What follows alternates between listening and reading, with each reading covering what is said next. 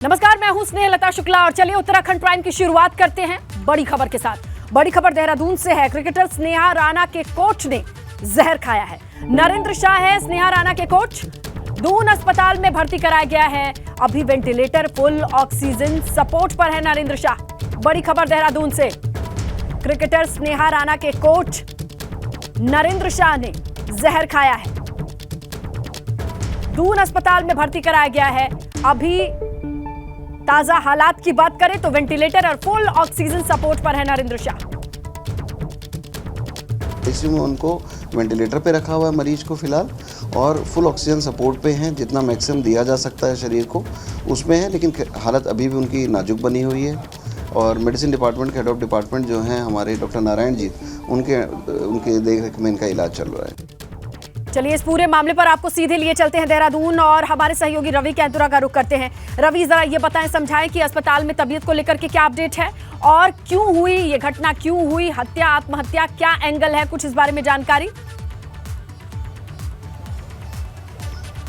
बिल्कुल स्नेहता, जहाँ तक अभी हालत की बात की जाए तो वो अभी वेंटिलेटर पे हैं और फुल सपोर्ट ऑक्सीजन भी दिया गया है, यानी कि हालत अभी बिल्कुल नाजुक बनी हुई है। और जहाँ तक कारण है कि जहर क्यों खाया, सोशल मीडिया पर तमाम जो ऐसी खबरें हैं वो वायरल हैं कि एक ऑडियो है नरेंद्र शाह का, जिन्होंने जो अपनी ही किसी कोचिंग संस्थान में जो एक लड़की है उसके साथ कुछ बातचीत कर रहे हैं और उस बातचीत में उन्होंने बहुत कुछ शब्द जो है उस अपनी ही कोचिंग में ले रही एक लड़की के साथ बात की है। और एक ऐसा ऑडियो है जो कि वायरल हुआ है और उस ऑडियो के वायरल होने के बाद उन्होंने अपनी इस तरीके की इंसल्ट को देखते हुए उसके बाद जहर खाया होगा, इस तरीके की बातचीत सामने आ रही है, क्योंकि एक ऑडियो है जो कि वायरल हो रहा है। और उस ऑडियो के बाद ही इस तरीके का ये पूरा जो घटनाक्रम हुआ है। कल देर शाम को उनको अस्पताल में भर्ती कराया गया। उनके मुंह से झाग निकल रहा था। जो डॉक्टर्स ने बताया है, उन्होंने कहा है कि अभी ये जहर खाने का मामला है जिसमें अभी इलाज किया जा रहा है। वहीं अब मामला पुलिस के पास पहुंच गया है। पुलिस मामले में बयान दर्ज करना चाहती है लेकिन अभी वो बयान देने की स्थिति में नहीं है। यानी कि जब शाह का बयान सामने आएगा कि उन्होंने जहर क्यों खाया, तो उसके बाद तमाम स्थितियां स्पष्ट हो सकेंगी। और सोशल मीडिया पर जो ऑडियो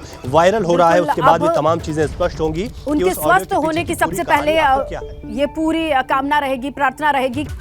सीधे लिए चलते हैं राहुल गांधी की प्रेस कॉन्फ्रेंस की ओर।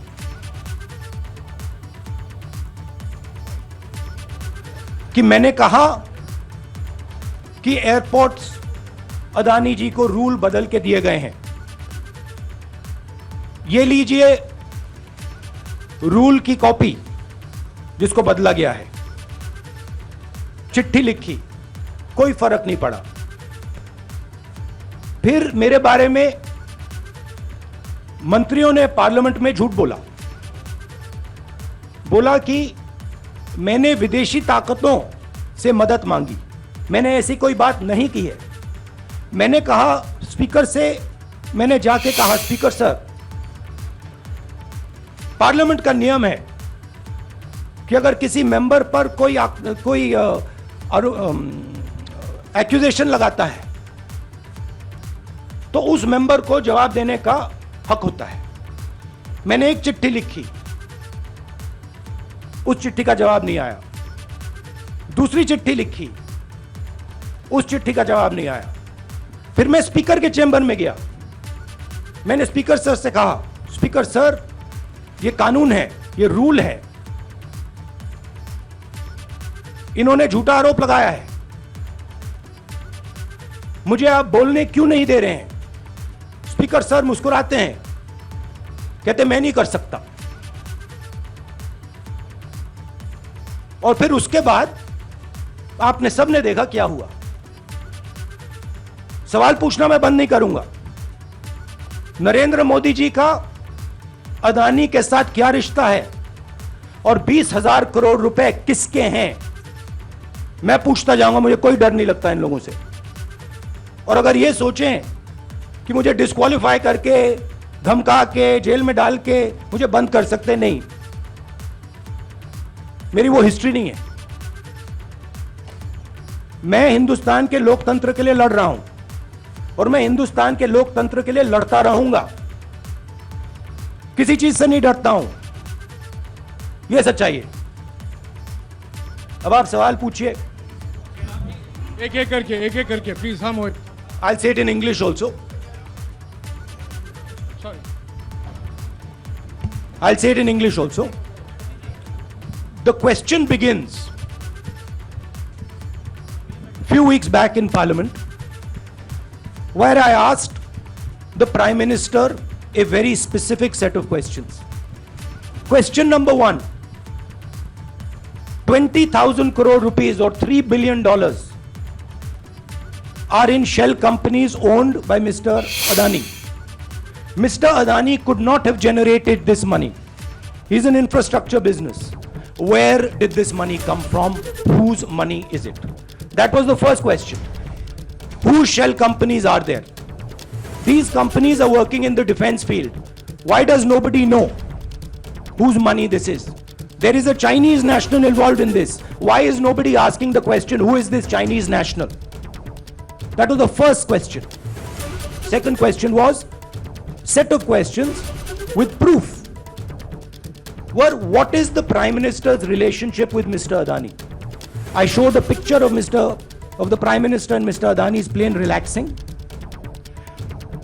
I gave documentation about the defense industry, about the airports, about statements made in Sri Lanka, about statements made in Bangladesh, pictures of Mr. Narendra Modi sitting with the State Bank chairman in Australia. And I put this proof on the table. Immediately after that, the BJP started its work.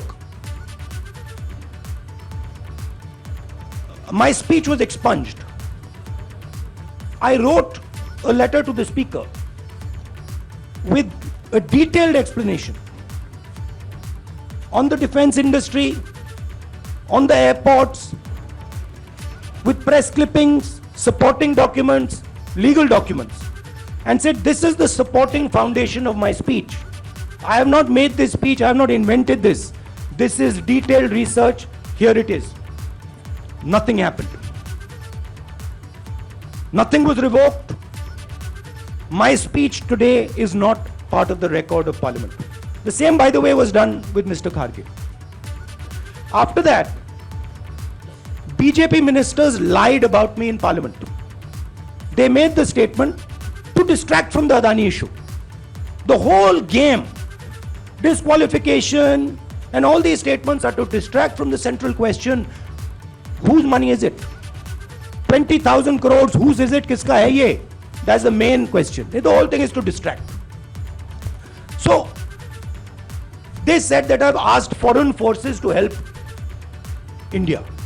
Most ridiculous statement. I have never made such a statement. You can look at all the conversations I had in the United Kingdom. Not one such statement was made. In fact, I said this is India's problem. India has to resolve this problem, right? A minister lies on the floor of the House. I wrote to the Speaker and I said, Speaker, sir, it is my right as a member of Parliament, when somebody makes an accusation, to state my position. Please let me state my position. The first letter is not answered. I then write a second letter with more details, saying the names and what was said. Still no answer. I then go to the Speaker's chamber and I say, Speaker, sir, what is going on? We live in a democracy. You are the defender of that democracy.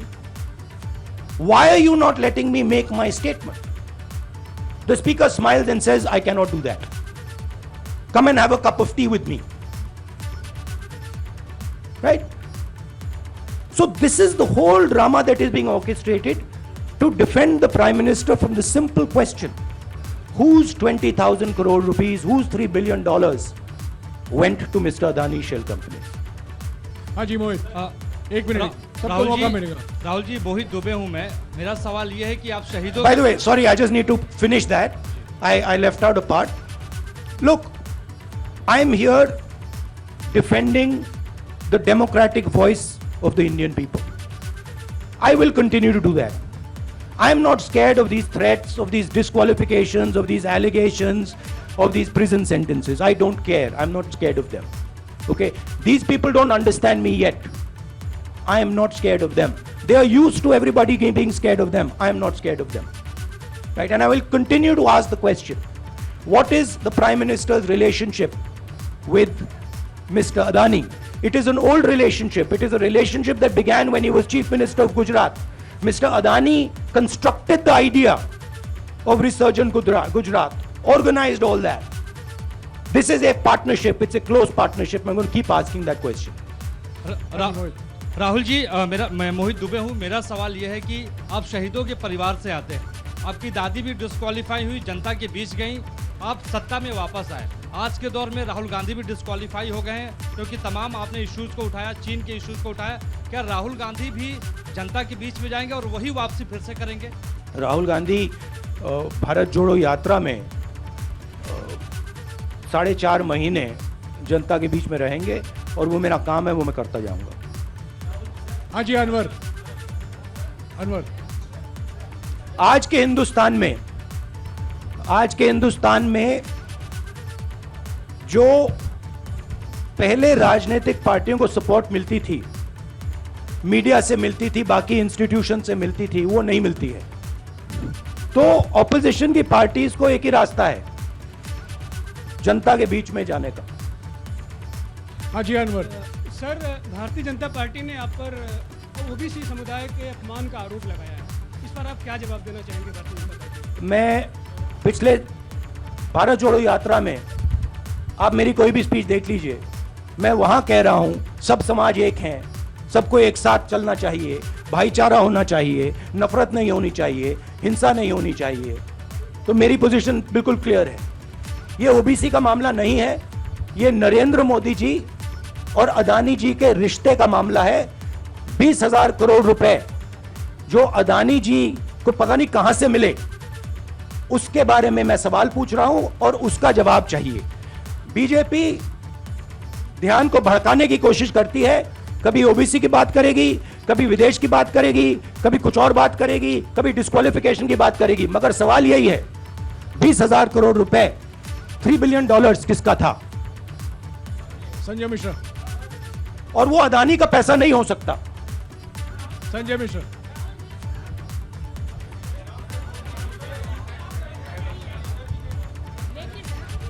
आपने कहा आप डरते नहीं हैं, लेकिन state के target पे हैं और स्टेट आपके खिलाफ है, पूरी स्टेट, पूरी मशीनरी आपके खिलाफ है।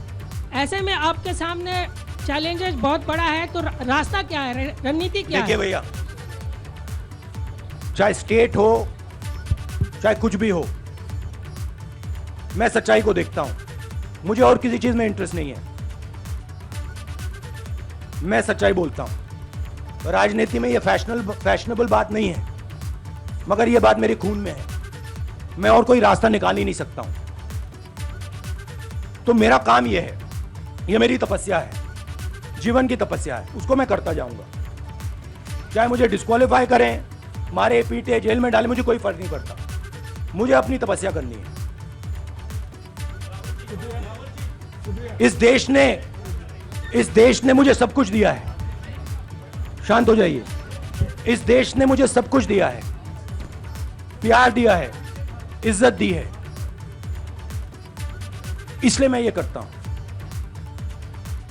Supriya. Sir, Rahul sir, BJP के जो लीडर्स आप पे अटैक कर रहे हैं उस पर आप क्या कहेंगे? और इसके अलावा वायनाड, वहां पर जब से खबर गई है, वहां पे लोग बहुत डिसबिलीफ में हैं, प्रोटेस्ट भी इरप्ट हो रहा है।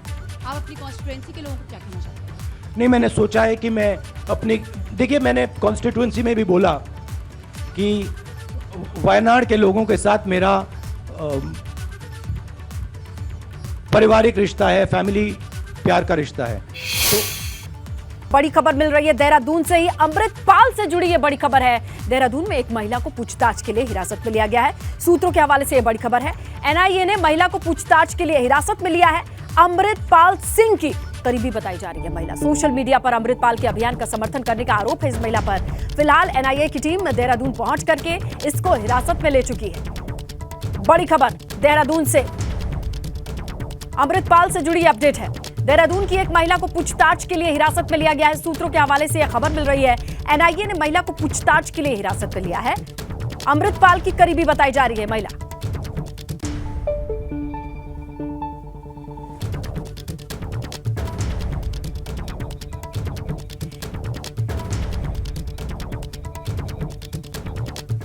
उत्तरकाशी में गंगोत्री नेशनल हाईवे पर ऑल वेदर रोड निर्माण के दौरान हादसे की खबर है। मरगांव जाने वाले रोड के पास ऑल वेदर प्रोजेक्ट के तहत पहाड़ी की कटिंग का काम चल रहा है। इसी दौरान पहाड़ी से मलबा आ गिरा। सड़क पर खड़े डंपर चालक और ठेकेदार मलबे में दबे और वहीं साइट इंचार्ज पत्थर लगने के कारण सड़क से नीचे खाई में गिरे। ये तस्वीरें हैं जहां आप अंदाजा लगाइए, कंस्ट्रक्शन चल रहा था, काम चल रहा था, पहाड़ के कटिंग का काम था, रिस्की काम है, लेकिन इस दरमियान ये तस्वीरें सामने आई। हरिद्वार के बीएचईएल स्थित केंद्रीय विद्यालय को बंद किए जाने का विरोध हो रहा है। इसे लेकर के बच्चों के अभिभावकों ने प्रदर्शन किया है। केंद्रीय विद्यालय अभिभावक संघर्ष समिति के बैनर तले ये प्रदर्शन किया गया। कांग्रेस कार्यकर्ताओं का भी यहां समर्थन मिला है। बच्चों के अभिभावकों का कहना है अगर ये स्कूल बंद होता है तो उनके बच्चों का भविष्य खतरे में पड़ जाएगा।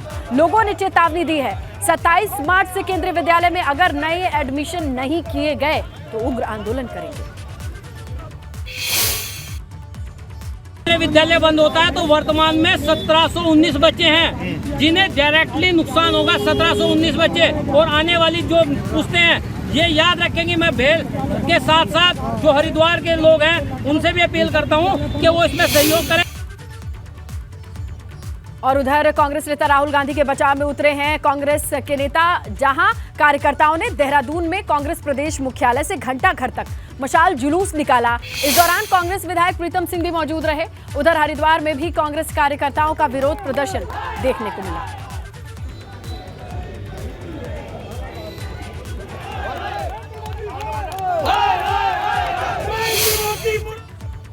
राहुल गांधी जी का उत्पीड़न सत्ता में बैठे हुए लोग कर रहे हैं। उनकी लोकसभा की सदस्यता को समाप्त करने का काम सत्ता में बैठे हुए लोगों ने किया है। उसके खिलाफ पूरे देश के अंदर कांग्रेस जनों में और आम जनों में जन आक्रोश है। देहरादून में कार्यक्रम के दौरान खिलाड़ियों को सम्मानित किया गया। मुख्यमंत्री पुष्कर सिंह धामी ने पदक जीतने वाले खिलाड़ियों को सम्मानित किया। इसके साथ ही खिलाड़ियों की ट्रेनिंग देने वाले ट्रेनर्स को भी सरकार ने सम्मानित किया है। कॉमनवेल्थ गेम में भारत के लिए गोल्ड मेडल जीतने वाले लक्ष्य सेन, एथलीट चंदन सिंह को उत्तराखंड खेल रत्न से नवाजा गया है। वहीं ताइक्वांडो के प्रशिक्षक कमलेश कुमार तिवारी को द्रोणाचार्य पुरस्कार से सम्मानित किया गया। वहीं तीरंदाजी प्रशिक्षक संदीप कुमार डोकलाम को लाइफ टाइम अचीवमेंट अवार्ड से सम्मानित किया गया। तैयारियां चल रही हैं और हमारा ये मानना है कि आने वाले हमारे सभी श्रद्धालुओं को अच्छी सुविधाएं मिले, अच्छा उनकी यात्रा सरल भी हो, सुगम भी हो और बिना किसी कष्ट के पूरी हो। तो उसके लिए जो व्यवस्थाएं हैं उनको हम लोग सुनिश्चित कर रहे हैं। चर्चा कर ली है और हम लोग राष्ट्रीय खेल के लिए पूरी तरह से जो भी यहाँ पर उसकी आवश्यकताएं होंगी उन आवश्यकताओं को पूरा करेंगे, अच्छा काम करेंगे। उत्तराखंड को आतिथ्य का और मैं कहूँ कि होस्ट होने का मौका मिल रहा है। इस बात पर बल दिया है कि हमारे यहाँ पर खिलाड़ियों का भविष्य उज्जवल हो सके, उनका भविष्य जो है वो सुदृढ़ हो सके, उनका भविष्य को देखते हुए और खिलाड़ी हम लोग तैयार कर सके। तो 4% आरक्षण हो या उनको आउट ऑफ टर्न जॉब देने का विषय हो, दोनों को लेकर हम प्रतिबद्ध हैं और हमारी कोशिश है कि हमारे खिलाड़ी इस निमित्त जो है आने वाले समय में उनको समायोजन मिल सके।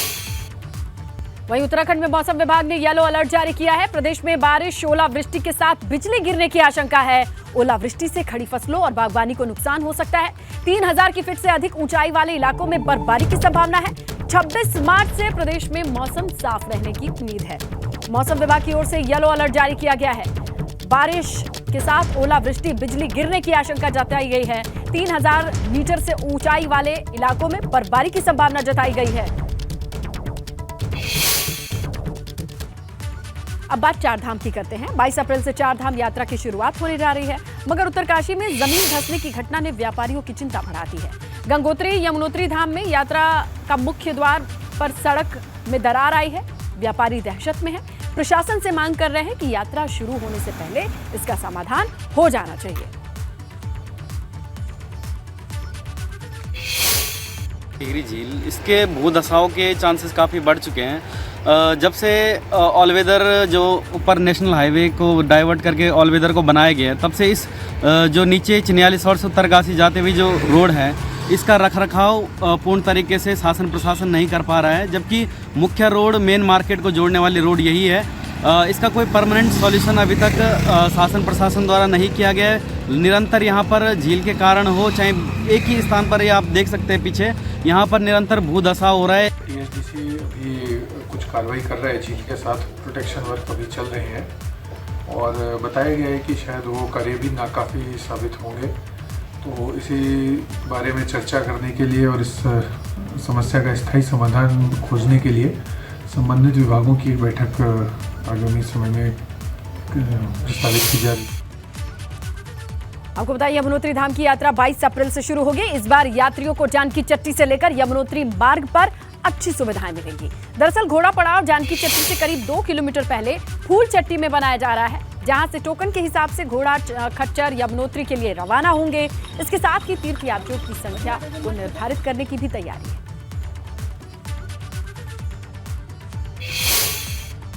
तो प्रीपेड व्यवस्था शुरू कर रहे हैं, जिसके लिए रेट भी फाइनल कर लिए गए हैं जिला पंचायत और जिला प्रशासन द्वारा। प्रीपेड काउंटर से ये फ़ायदा होगा कि यात्री को ओवर चार्ज नहीं कर पाएंगे घोड़े खच्चर वाले। और एक हमने रूटीन में रोस्टर व्यवस्था लागू की है फूल चट्टी में, जो कि जानकी चट्टी से लगभग 2-2.5 किलोमीटर पहले है। वहाँ पे घोड़ा पड़ाव स्थापित किया जा रहा है और सारी बेसिक एमिनिटीज़ वहाँ पे डेवलप की जा रही है।